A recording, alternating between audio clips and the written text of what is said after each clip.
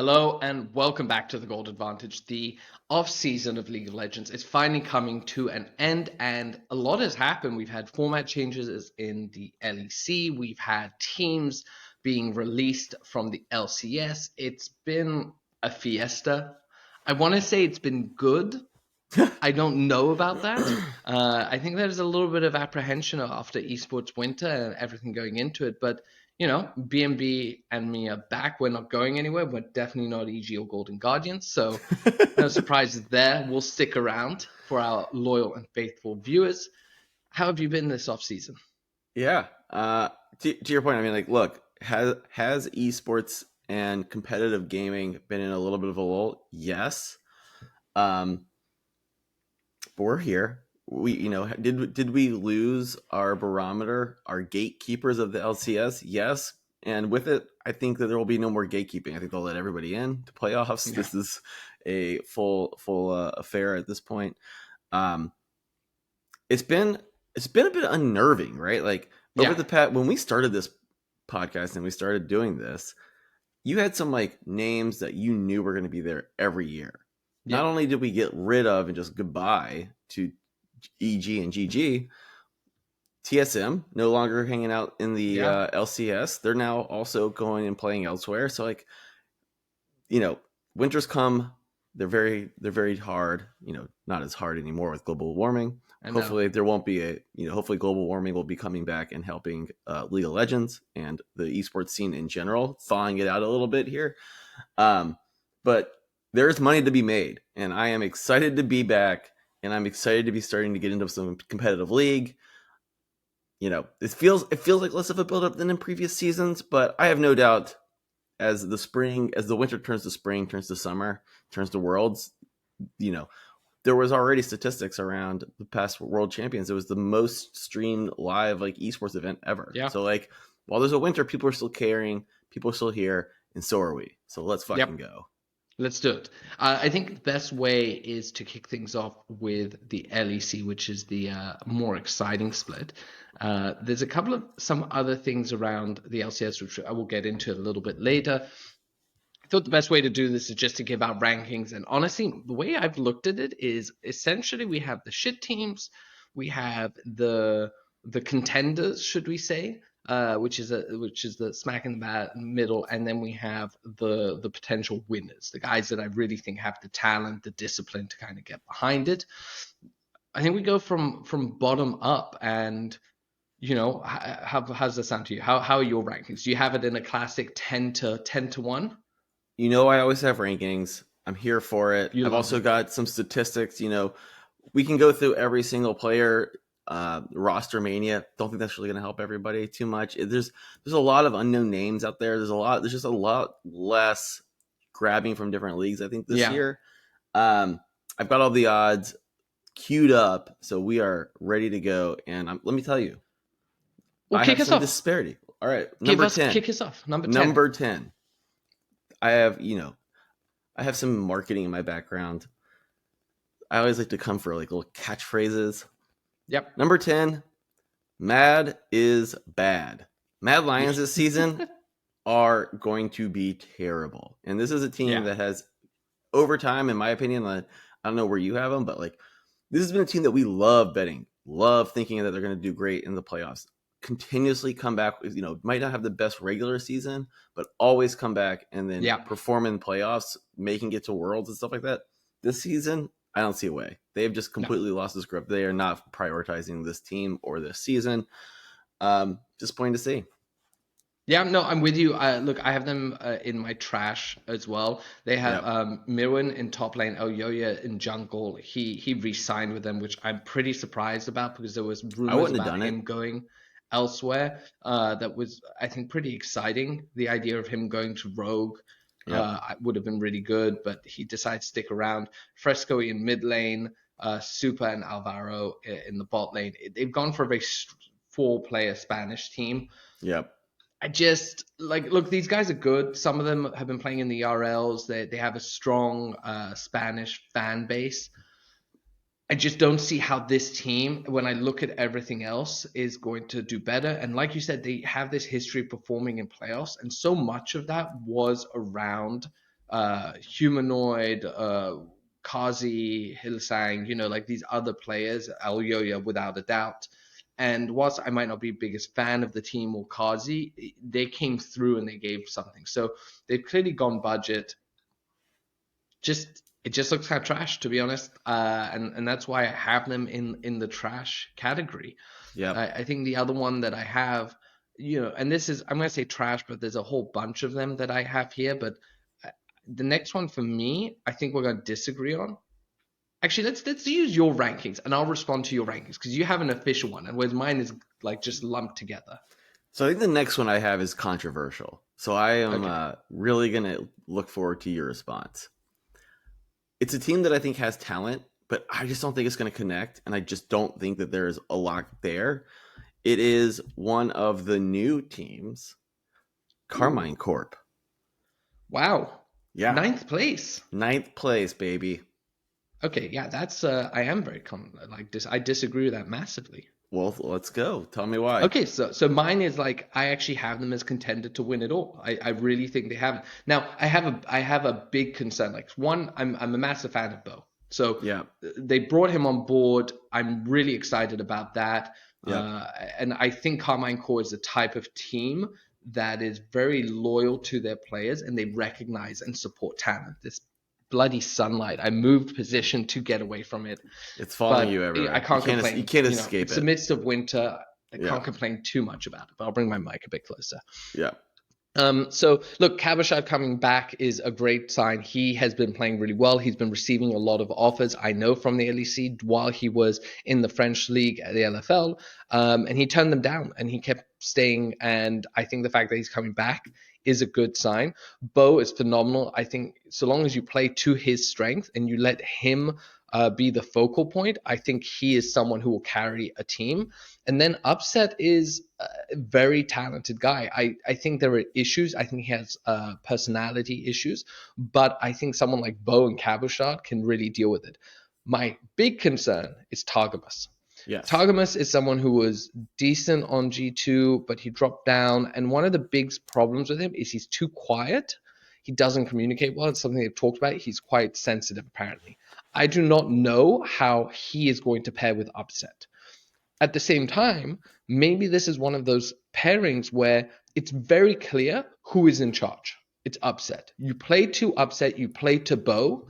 Yep. And in some ways, when you have your roles so clearly defined, it can work really well. And that's what I'm hoping. However, support is so important. There is a danger there that he is the one that's a little bit of the weak link. And he might not let Upset do well, and then the team loses chemistry, and so on and so on. But I think really on paper, I have them as a contender. But let me just say, like, this has all the makings of like a previous like Vitality or team where you try and build a little bit of these super teams and it just completely falls apart. I am not as familiar with Kabachard right in the top lane. Yeah. And to me, that's a massive weakness. We've seen it time and time again with League where like if your top lane is not able to carry the He's weight, a rock. No, okay. He's a rock. He's a rock. Great. So he is like the Vizichachi, Oduamne, Cabochard. It was like those three were just these super solid top laners that knew their role, knew how to play it well, not coin flippy. So he is someone that is just going to be really stable. I also really like the pickup of Yamato. Like the guy is smart about League. He's good at managing players. He understands the game well. He's, like I said, good at managing personalities, and he has a good track record. Like historically, when you look at him and the performances he's put in with the teams and how he's taken them, I think he is someone that's going to be a good coach. And sometimes I don't know that the coach matters that much. And then sometimes I think the coach matters a lot. And I think in this instance, this is one of those that like I really think he's a great pickup. So I'm bullish on them. I think they're the team that's going to be. I think they have one of the highest ceilings. Okay. Because of Bo and Upset. I'm I'm open to revising my ranking of this based on your feedback. With that said, I'm still keeping of them in like the middle of the pack. Okay. Yeah. With that said, still ninth place. 8. All right, number 8, Heretics. Wow, you're really down on some like good teams here. I'm surprised about this one as well. Yep. I mean, Heretics actually looked pretty decent last year, and they made an upgrade in the mid lane with Perks. This is a team. This is a team that I see this so much in U.S. sports, where you go out and you get these guys. Again, we saw it last year with TSM. You get these guys who are aging, and like if you look at the names on the roster, you're like, oh wow, good team, because you're ranking them based on the players' past performances. But to me, this is a team that is not going to gel. It has some players that are like Wonder's a little bit older. You got, to your point about Perks, like this to me is a team that is like a little bit past his prime, and there is enough talent in this league where I do not think this is going to be a team that is going to be like. I'm surprised by that, because I would say that like Jankos was arguably one of the best junglers. He was top 3 really junglers. Good. He was last bit. So he's not. Yeah, he's old, but he's not fallen off at all. In fact, I think he got better after he got dropped from G2. I think that was a little bit of a kick up the arse he needed. So, Wonder as well. Yeah. Wonder is maybe a bit of a questionable one, but like when Fnatic benched him, everyone was like question mark pinging, and you got to say when he had to step in for what's his name? He looked great. Yeah, he looked great. No, he looked question. Like he looked. I was worried he might have lost the pro level edge. You know, he needed to get back in game shape. No, he looked great. So to me, this is a team. Heretics basically new season. I feel like Heretics was a team that was getting close to that top 4 could have been, but they were let down by their top laner and mid lane because they were shit. You know, Eevee and Peach were shit. Yep. And they upgraded both of those positions. So to me, I'm like, hey, I have them on the. I don't have them as high as I have Carmine Core. Like, I don't think they are G2, and spoiler, G2's in the win it all category. Yeah. But I don't have them at that level just yet. Sure. But I do have them at the top of the kind of middle of the pack teams, where it's like, hey, if everything clicks here, they're going to be someone that I could see them in the finals. Well, in that vein, okay. I disagree, but that's a different You've always been a Perks hater, but this is, by the way, big caveat. Always here. been Perks, great point. Perks is a massive question mark because honestly, everyone's like, he's going to come back and so on, but he has been trashed the last couple of years, and I also think he's been a liability because of his ego. And you nailed it. I am a Perks hater. I have all of those concerns. He has not proved me wrong in any recent season, and so what reason do I have to believe that this will be the season that he'll turn it around? I have no evidence to go back on that, and so to me, that's such a pivotal role. I am docking them massively for that exact reason. Let's go. The one thing is, though, the best success from Perks was with Jankos, and some Wonder was one of them. So there's kind of like, there is a familiarity there of like they know how to play well together. So that's the only historical question, caveat. Okay. Right. Next one. So with all of that in mind, we've already kind of touched on G2 being first place, so we might as well just get that out of the way. I think we both agree, like, look, no one hates G2 on a season by season basis, usually more than me. Even I put them in first place. And so deferential, like, I still don't understand how Caps keeps playing this well. I don't understand how this team is still this good, but season after season, it's kind of like the Michael Jordan, LeBron James situation at this point, where it's just like, kind of just like, don't bet against them until they prove you wrong. Like, you're okay at this point losing money on G2 because they're more often than not going to make you money. Yeah, agreed. Let me go to the number 2 though, because I think this will be also a surprise. Well, not a surprise for people who watch this podcast. So wait, are we going now? We've flipped to number 2? Yes, because I think it's interesting and it's worth talking about, as opposed to like going all the way up. I think it'll become less and less interesting to talk about this because you will know who's left over. Right. So we've got my bottom 3. Now let's go to the top 3. Number 2, Team BDS. Wow. This is a team who I believe they made Worlds they made Worlds, and everyone's like discounting them as if like, okay, now that they've got their thing, they're gone. BDS, I cannot explain to people who don't play traditional sports enough how valuable getting tournament and world-class competition experience under your belt, how that gives you confidence and allows you to be a better team. Mm-hmm. I think everyone is massively discounting this team coming into the season. It's mostly been the same roster, and I'm just gonna say it, like, this is gonna be a team that's gonna freaking blow everyone off, blow everyone way, surprise them. I think this is gonna be a great season for these guys. Prove me wrong. It's Crowny. Basically we had a split where it goes winter spring. So spring split for BDS, they look great. They got to the finals and then they just lost to Mad Lions. Super disappointing. And then summer split, honestly, they looked super mediocre the whole split. Yep. And even at Worlds, I would say they look pretty mediocre. Totally. You have a agree. situation where if you don't know what to expect from Adam, they will beat you. Once you know what to expect and you know how to play against it, I think you can beat him. And I think all of the success we saw from BDS in spring, summer, Worlds, so much of that was predicated on Crowny. And Crowny, I think, as an ADC, was top 3 last split. Yep. Like, he really was. Like, he delivered, consistently delivered late game, knew how to play in lane, all of those things. They drop him. Like, so you've just dropped your best player.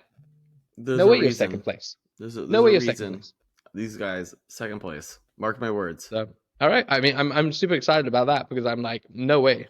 No way. They just dropped their best player. They dropped the guy that basically made sure that they were in contention. So now I have them in trash. This is one of the teams I actually like. It's one of the teams that I really think that they might be 9th or 10th place.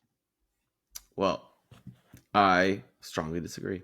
Well, we'll see about that. We will see about that. Okay, are we going back to 6? Do you want to do 6? Well, you want to do 7 or 3. Pick my poison. Pick your poison. Which one's more interesting? You tell me. Number 3. Let's do number 3. Vitality. Okay, yeah. I think this is a season that this team brings it back around. This is a team that is got a proper roster. You got Photon, you got Vetheo, you got Karzi and Hylissang. The only guy that I'm a little less familiar on is Douglas. But to me, this is a team the dude they brought in at the end of last split to replace Bo. Yep.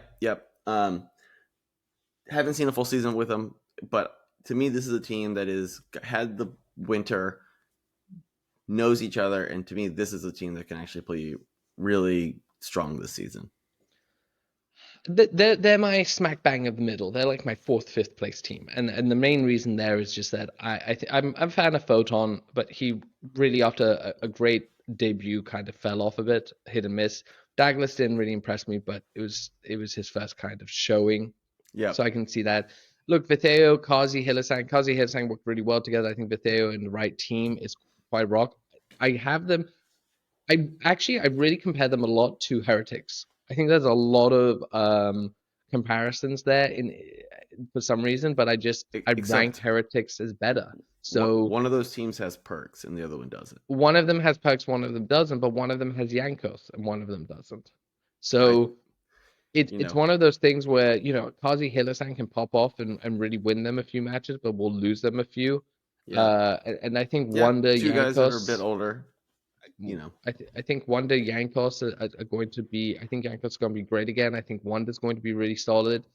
And then there's a big question mark: is Perks going to be kind of mediocre as he has been, or is he going to have a chip on his shoulder and be like, "No, I'm coming back and I'm going to really dedicate myself to the game"? Because if he does dedicate himself to the game and we get old Perks, then he's phenomenal.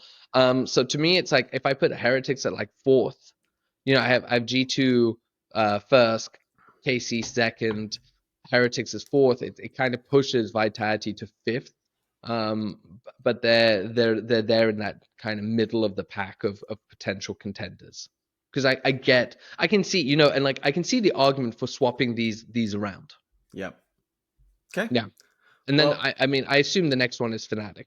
It is Fnatic. I was going to say the team that we have that actually has the second best odds behind G2. Yeah. But that both of us, I think, are kind of lukewarm on Fnatic. So I have them as 3rd. Okay. I have them as 3rd. You seem to have them as fourth.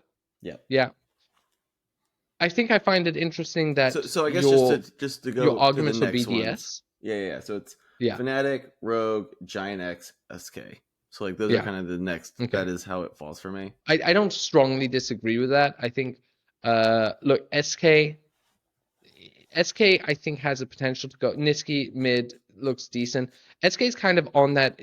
Are they trash or are they going to be part of the Vitality Heretics? Like up there. Yep. A lot of it depends on Exakick and DOS. Do Yep. they, if they start playing like they did at one point in Winter Split, hey, I think this is a team that's a contender Yep. or that can challenge the top couple of teams. If this is a team that's going to play like the rest of it, they'll be middle of the pack, lower middle of the pack, just because there's not much to it. Sorry, who else? Giant X. Giant X, yeah. I look picking up Peach doesn't inspire me. There's no one really there that like excites me that much. Yep. And Rogue, they dropped Trimby, they dropped Adrienne. Look, Marcoon is a good pickup. I think there's stability there, but I just again Larssen's another one. I thought Elyoya, Larssen, those were two guys. I was like, oh my, this is gonna be exciting for them to leave. They didn't, and I feel like they're kind of surrounded by mediocrity. So I agree Yeah. with you. Look, I think the odds just for everybody out there right now to win the winter G2 in first at plus 110, so you get even odds on them. Yeah. Honestly, I'd take that bet. They have Fanatics at second at plus 187, within a just significant drop off. They have Carmine Corp at third with plus 700. Team Heritage. See, I'll take that. So to you, Nikki, yeah, you would probably take that as a pretty good value. I obviously would not. Team Heretics at plus 1200. Team Vitality at It's another one that maybe you put a little bit on. Yep. So if you put a little taste on both of those, I mean, again, you're really fighting that. But I think the worst value is Fnatic. You are. Them in second is just extreme. Yeah.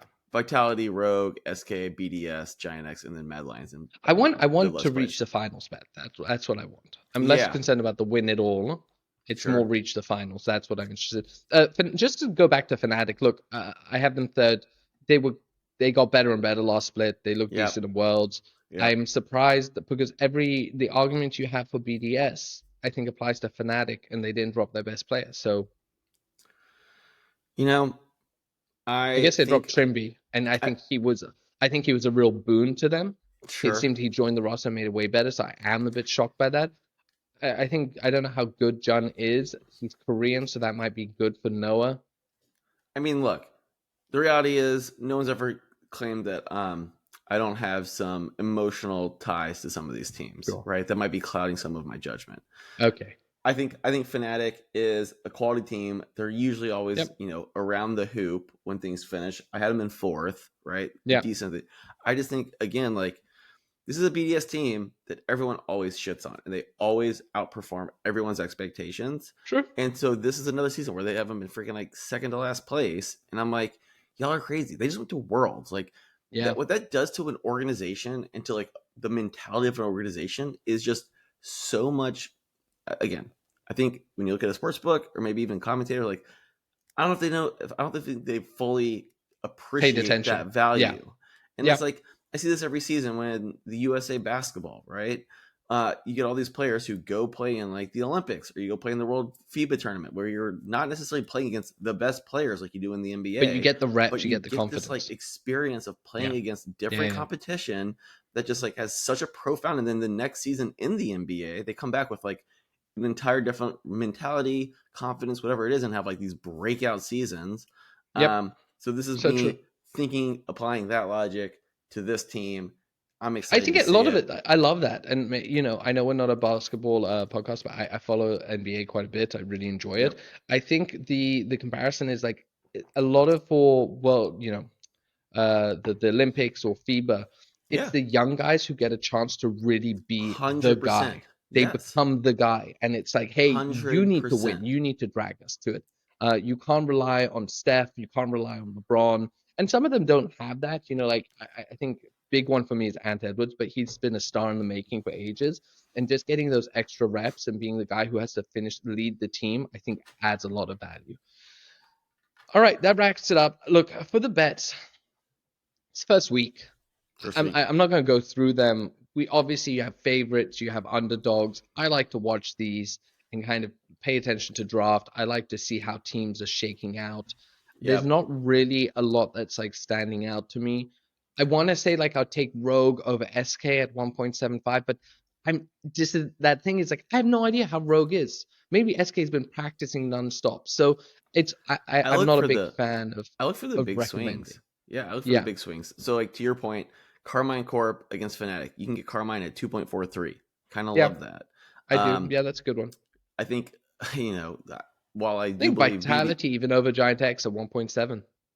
yeah, totally. That's a Yeah, good one.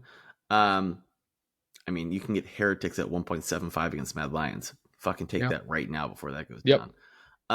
But if you want to even a flyer, BDS over G2, you can basically get that at 4.0 odds.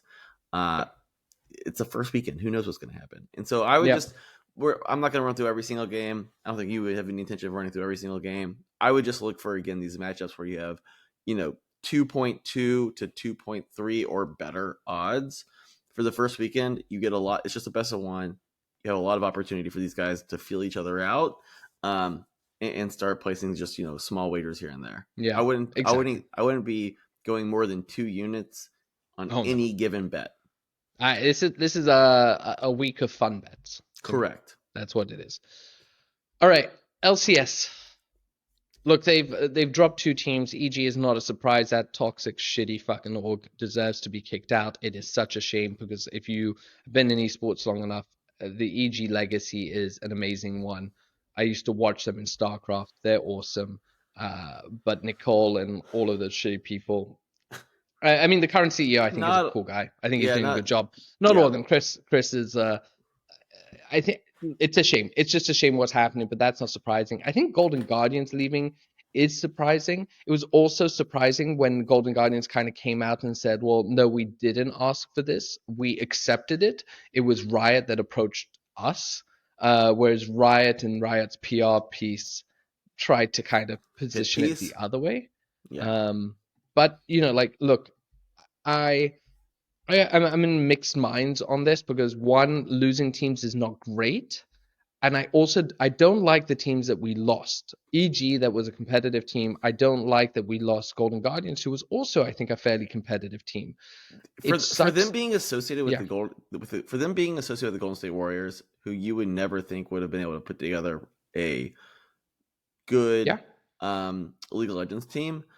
Unquestionably, it always felt like GG was like this, like kind of like the underperformers, like the Moneyball team. Like they would just put together yeah, this yeah. young, successful teams that were always competitive and fun to watch. Like I was like sneaky a Golden Yes, Guardians fan and like always rooting for them to do well.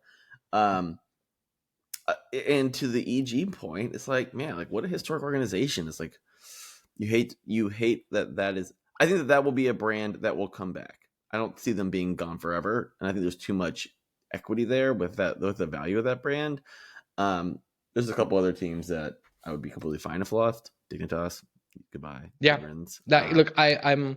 It's 100% that. It's also what really sucks is that it basically all happened a couple of days before the trade deadline when many positions and contracts were done. So Yep, someone like Licorice, who has yep, bounced back after a couple of years of, I would say, mediocrity, has now been left without a team, and those are the things that I think really suck. yeah. Uh, I would have we also have gotten eight get rid of teams. Immortals. Like Immortals is Well, fucking. exactly, and this is what I was gonna say. I think I don't the concept of dropping to 8 teams to make the league more competitive, I'm cool with. If it got more Dropping eight competitive. teams if it got more competitive.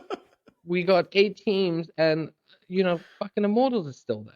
And I'm like, oh man, You just would kick think. them out. Don't ask them if they want the payout. Just make them take it. Dig seems to have kind of picked things up for one split, and then they've gone back to crash. So I'm giving you my hey, spoiler alert. I think Immortals are going to come 10th in an eight team league, and I think Dignitas is going to probably come ninth or eighth in an 8 team league. The Immortals will defy the odds and come 10th place. So I don't know how you have yeah, an 8 team league and have freaking the team that Immortals has. that's right. Like, it's honestly like pretty impressive. They must be so cheap that they're just like, we don't even want good players. Like, stay away. Yeah. We actually are So paying. yeah, absolutely. So I'm spoiler alert. Yeah, 8th, 7th. I assume you're in agreement with me. I think I have 8th as Immortals. I actually have a different team for 7th. I have the new team, Shopify Rebellion, coming in for my 7th place team. But interesting. Okay, why is that? Again, like I think there's a couple things coming on here. Like this isn't only a team that like took over. They're like actually like brand new, whole new stuff. Like they are going new players, new or infrastructure. Like I think it's really hard to come in and like do well, right? When you're like everyone's got a leg up, they all know each other. You're coming in brand new and fresh. I just think that leads to not a strong way to start. Okay. I mean, I'm not also. I'm just like not as familiar as on like Zayzal and Bvoy, right? Like these are people. So Zayzal used to be on Cloud9, went off of that, and then played just recently on Disguised Toast Team DSG and won it. He looked great. He really looked like back in form. I was gonna say the reason. So I have them. Again, I have this kind of like lumping of teams. No one's gonna be surprised. Cloud9's at the top. Shopify is kind of in that middle of the pack. They're my new Golden Guardians. They're my new Moneyball. They picked up. They kept Insanity, who I feel like had like a nice showing. Zayzal kind of left the LCS, did really well, has now come back in, and hopefully has that confidence. Fake God, I think, is solid. Yeah, I agree. B-Boy, I don't know. Boogie has been fine. I wouldn't necessarily say he's been that amazing. So they are my Moneyball team of like, if they end up in, you told me they finished in 3rd or 4th, I would not be surprised, and like, good for them. If they finish in 6th place, I'm also not surprised. But I do have them what if they ahead finish of in 7th? I have them ahead of Dignitas, one ahead. I have Dignitas 5th, but like, yeah, that's fine. Yeah, I'm not gonna fight you on Dignitas. Like 5th, 7th, who cares? All right. What do we at? 5th place. This one is trickier for me. Well, so 6th place, I have 100 Thieves. This to me is again like completely uninspired. They got rid of everybody, cleaned house. This is an org that I think is going in the wrong direction, and I would say is probably an org that is. It feels like growing up. Like I'm not trying to be insulting, but like Nadeshot married, having a kid. They got rid of our guy Magic, who was doing all the analytics. Like this is an organization that I think they've been cleaning house. I think that they probably had way too much fat within the organization, given where the market was going. But it feels like a group that is, I don't know, not as committed. It feels like Nadeshot's gonna like divest his share. Like the 100 Thieves as an organization is just less visible, right, in kind of culture at the moment. Sadly, that has probably some impact on where I view this team, and so I have them in 6th. I just don't see them having like quite the showing or the infrastructure there that they once did. Okay, so you see, that's an interesting one. So to me, I have them in 5th/4th, and so Sniper has been super pumped, like kind of like up as a hyped top laner, young prodigy. I think I lean them more to 5th, not because I think the team is bad, but I think there's going to be a few adjustments for someone like Sniper to go through before he's up there. But he's super talented, apparently. People are really excited about him. Same with Meech. Meech is another guy people are really, really excited about.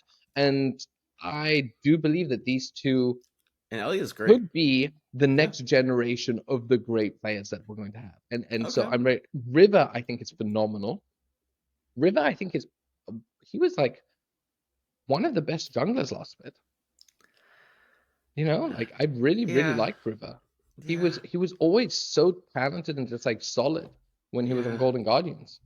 Like he was the guy that I felt was delivering a lot of just like playmaking, understood how to read the map, was always a step ahead, like and just consistent in the way he played, and partnered with Gory, which was good.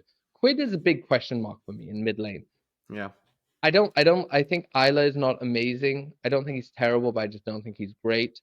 Right. And Quid is a real question mark. We saw him last split. I wasn't that impressed by him, but he kind of got thrown in the deep end the way he Yeah. was brought over and at the time. So I don't necessarily hold that against him. So we'll have to see. So I have them, I think, at like fifth. I'd probably stick them at fifth place, and then with the potential to improve from that. Yeah. I think it's like I said, Shopify Rebellion is kind of my sixth place team with the Yeah. potential also upside on those things. Dig I already said is bad. Yeah. Next one I have is TL. Interesting. I mean, it's not that interesting. I mean, all these teams, like there's only 8 teams. Where they fit isn't, Yeah. outside of the bottom 2 and the top 2, the rest I think Well, can just be I'll jumbled give you, around. let me give you But quickly my top two. Obviously, Cloud9, they're super team. They just are fucking unquestionably, phenomenal. And so long as they don't screw themselves over, yeah, it's just picking up JoJo is great. Bringing Vulcan back is great. I have nothing to. I don't think anyone's surprised first place team. no, And then it's a matter of like FlyQuest and NRG. They're the next two teams I have. I think I FlyQuest looks, yeah, like I think they're good teams. So NRG, I don't have much to say on. They did well. They won last split. They performed at Worlds. I think people are overlooking them. They lost a lot of their staff members that I think the coaches that I think helped a lot. That is a shame. So it might hurt them. But I think to put them outside your top three doesn't make sense. yeah, I mean, I can't sit here and put BDS as my number 2 team and not have NRG as my number 2 team. And Exactly. so NRG unquestionably number 2 team. This is a team that I think is ripe to continue their success coming off of Worlds. Yeah. I do think, so yeah, for me it's TL and then FlyQuest. You clearly have maybe FlyQuest and then TL. Oh, you see, I have FlyQuest. Yeah, no. You see, I have And then FlyQuest actually. Like NRG is the safe bet. FlyQuest is my dark horse bet. And okay, so 2, 3, you can flip them back and forth. So FlyQuest, last split notwithstanding, which was a disaster, but also a disaster that made no sense. Like the players said it made no sense. The coaches, they just don't know why it didn't work, which is a really baffling thing. But it does happen in sports. You bring people together, you think will click, and it just didn't click. No, they said they didn't have personality issues. They didn't have, like, they didn't hate each other. So it's a weird one, but it is what it is. But when I look at this roster, Inspired, last time he was in, MVP level player, like yeah, really he's contended okay. for top best jungler, Yeah. in NA. Jensen, I've always said this guy delivers. He last year was his first time he missed Worlds. It was on Dignitas. You can't fault the guy. He has year in year out made it to Correct. Worlds, performed at the top. So I rate him. Whippo, I'm not the biggest fan of. He's Correct. also stepped away. He's a very opinionated player. I think he's quite difficult to work with, but he cares, and I think that matters. And Sounds like then you're describing us. Masu and Busio. I think Busio was solid as a sport. And Masu's another guy who's super hyped, young talent, and he's got the veterans around him. I love when they have like 2 young guys, 3 seasoned veterans. It's a team that has players that knows how to win, team that cares, like players that want to win, and it's got young talent on the flip side that I think is open to learning and delivering. So to On the me, flip they're side, Team Liquid, yeah, you have Impact up top, sure. elite. You have Appa, who has been coming in young, really good. You have got Yeon and Core JJ in your bot lane, and then you Sure. have Umti, who I'm less familiar with. But look, are you? How excited can we get over the third, fourth place battle? I'm not sure, but I'm very excited about FlyQuest. okay, great. TL, my issue with TL there is Yeah, is really last year I would say, hey shit, this is a team because Impact and Core JJ is yeah, like, but their split last year was very mediocre. agreed. So at But the then I moment feel like with they the figured it out. performances, They they're a figured it fourth out place at the team. end. They figured it out at the Yeah, end. they did. They got better, and Appa's like looking good and stuff like that. So Totally. Yeon's looking better, but to me, it's like it's actually the inverse of NRG. Like NRG is my safe bet for second place. And as they TL should is my be. safe bet for fourth place.